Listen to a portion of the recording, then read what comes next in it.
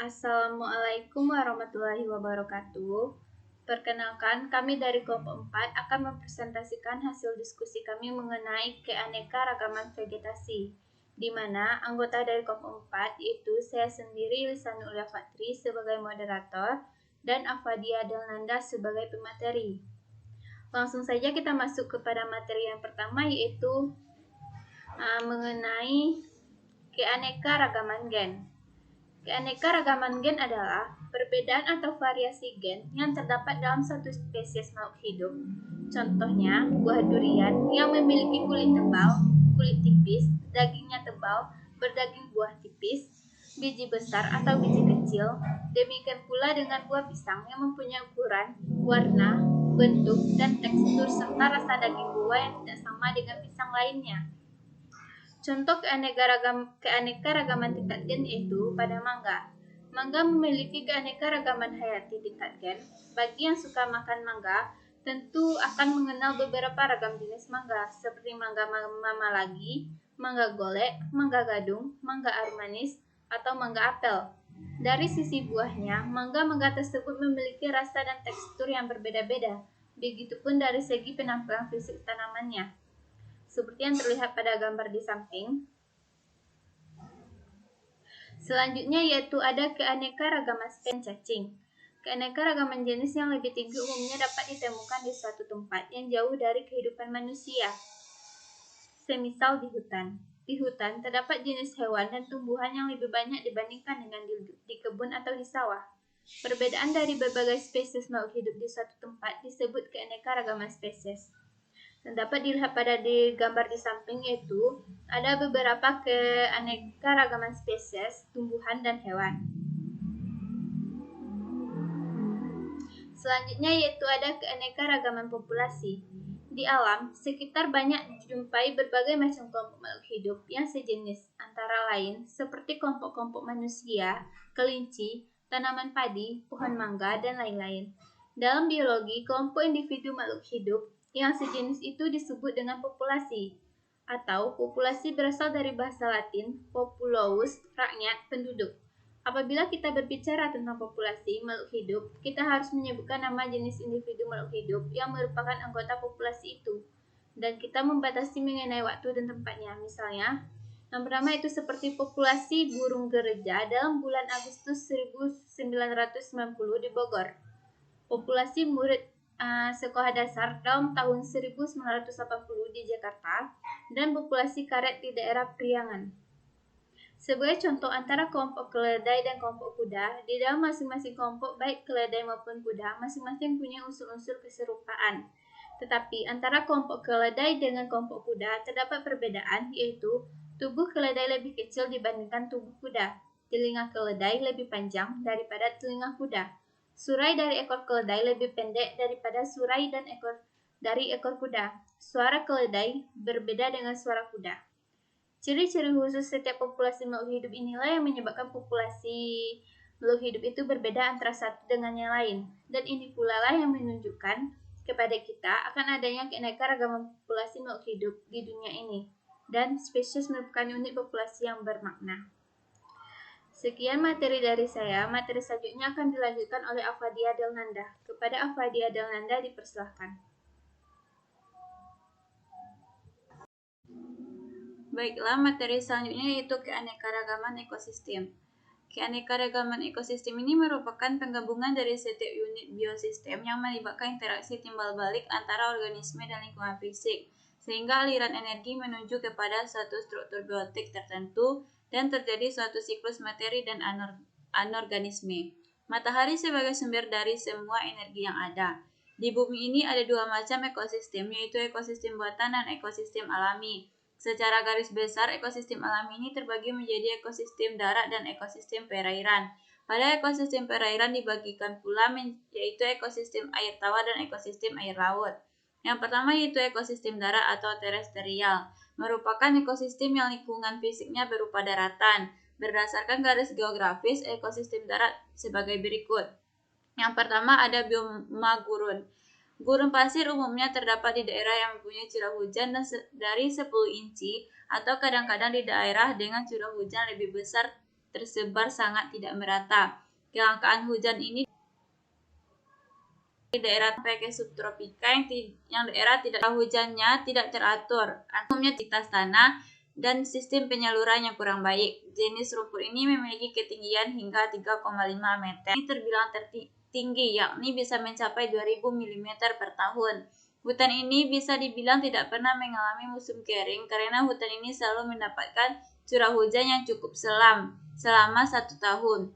Itulah mengapa hutan ini sering dikatakan hutan yang selalu basah atau hutan yang selalu hijau.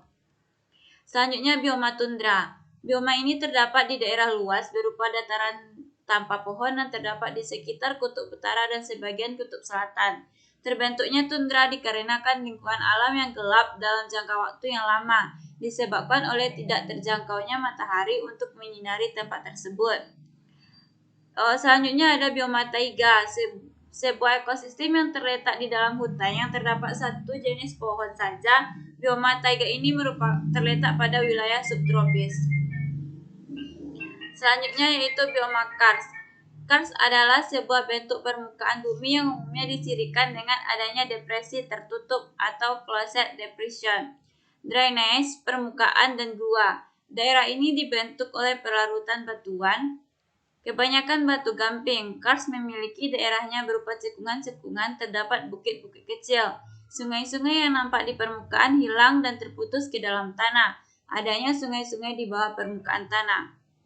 Selanjutnya bioma hutan gurun merupakan salah satu bioma yang terdapat di bumi dan terletak di daerah yang mengalami 4 musim, yaitu musim semi, gugur, panas, dan dingin.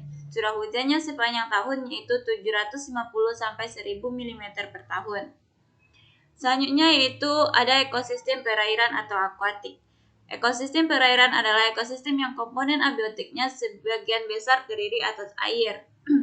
Makhluk hidup atau komponen biotik dalam ekosistem perairan dibagi dalam beberapa kelompok, antara lain yaitu yang pertama ada plankton. Plankton adalah terdiri atas fitoplankton dan zooplankton. Organisme ini dapat bergerak dan berpindah tempat secara pasif karena pengaruh arus air, seperti gangguan uniseluler dan protozoa. Yang kedua ada nekton, adalah organisme yang bergerak aktif atau berenang, seperti kata dan ikan. Neoston adalah organisme yang mengapung di permukaan seperti eceng gondok, serangga, air, ganggang, dan teratai. Selanjutnya ada bentos, adalah organisme yang berada dan kepiting dasar perairan seperti cacing, udang, dan ganggang. Selanjutnya perifiton, adalah organisme yang melekat pada organisme lain seperti siput dan ganggang. Ekosistem yang di perairan dibedakan menjadi dua, yaitu ekosistem air tawar dan ekosistem air laut. Berikut penjelasan ekosistem air tawar dan ekosistem air laut. Yang pertama ada ekosistem air tawar. Ekosistem air tawar memiliki ciri-ciri abiotik, yaitu yang pertama yaitu dipengaruhi oleh iklim dan cuaca. Yang kedua memiliki garam atau salinitas yang rendah, bahkan lebih rendah daripada yang ada pada sel makhluk hidup. Yang ketiga penetrasi atau masuknya cahaya matahari kurang. Yang kedua yaitu ekosistem air laut. Ekosistem air laut memiliki ciri-ciri abiotik, yaitu 1. Memiliki kadar garam atau salinitas yang tinggi. 2. Tidak dipengaruhi oleh iklim dan cuaca. Yang ketiga, habitatnya berada di air laut, saling berhubungan antara laut yang satu dengan laut yang lainnya. Yang keempat, memiliki arus laut yang pergerakannya dipengaruhi oleh arah angin atau perbedaan densitas atau massa jenis, gaya gravitasi air, suhu, tekanan air, dan gaya tektonik bantuan bumi. Kemudian memiliki variasi dari perbedaan suhu pada bagian permukaan dengan kedalaman laut. Selanjutnya ada ekosistem pantai pasir. Ekosistem pantai pasir terdiri atas hamparan pasir yang selalu terkena deburan ombak air laut. Di tempat ini, angin bertiup kencang dan cahaya matahari bersinar kuat pada siang hari. Vegetasi atau tumbuhan yang dominan adalah formasi Pescaptae dan formasi Capringtonia. Formasi Pescaprae terdiri atas tanaman berbatang lunak dan berbiji atau terna, seperti Ipomo pescapter, Spinifex litores, dan Vigna marina. Formasi Barringtonia terdiri atas perdu dan pohon seperti Terminalia catappa hernandia, Barringtonia sitica, Erythrina, dan Hibiscus deliaceus. Selanjutnya yaitu keanekaragaman hayati. Keanekaragaman hayati memiliki berbagai macam peran yang bermanfaat kehidupan manusia. Yang pertama yaitu sumber pangan. Adanya keanekaragaman hayati terdapat di sekeliling yang dapat dijadikan sebagai sumber pangan bagi manusia. Dengan keanekaragaman hayati di Indonesia yang memiliki 400 jenis tanaman penghasil buah, 370 jenis sayuran, 70 jenis tanaman berumbi, 55 jenis rempah-rempah, dan beragam hewan yang dapat digunakan sebagai bahan konsumsi. Yang kedua, sebagai sumber sandang. Sandang atau pakaian merupakan kebutuhan dasar manusia yang dapat dibuat serat berasal dari berbagai jenis hewan maupun tumbuhan seperti kapas, daun, pisang, ulat sutra, bulu biri-biri, dan lain-lain. Adapun manfaatnya yang pertama yaitu tanaman. Masyarakat suku Dani di Lembah Baliem, Papua menggunakan labu air untuk membuat koteka pada laki-laki dan wanita di Papua, menggunakan wen serta cap untuk pakaian. Yang kedua, hewan. Berkembangnya teknologi, kulit sapi bisa diolah menjadi sepatu, kulit buaya bisa diubah menjadi tas, kulit domba bisa diubah menjadi jaket, kulit sutra diubah menjadi kain sutra, dan bulu burung bisa dijadikan sebagai aksesoris pakaian. Selanjutnya, sumber papan. Biasanya masyarakat menggunakan bambu dalam membangun rumah untuk membuat jendela, atap, dan tiang. Beberapa tumbuhan sering digunakan dalam pembangunan rumah antara lain kelapa, jati, meranti, nangka, akiu, ulin, bambu, dan lain-lain. Sedangkan untuk membuat atap serta dinding rumah digunakan tumbuhan yaitu tumbuhan alang-alang. Dan selanjutnya ada sumber obat. Keanekaragaman hayati di Indonesia 30.000 spesies tumbuhan, terdapat 940 spesies tumbuhan yang digunakan sebagai obat dan 250 spesies tanaman tumbuhan digunakan dalam industri obat herbal.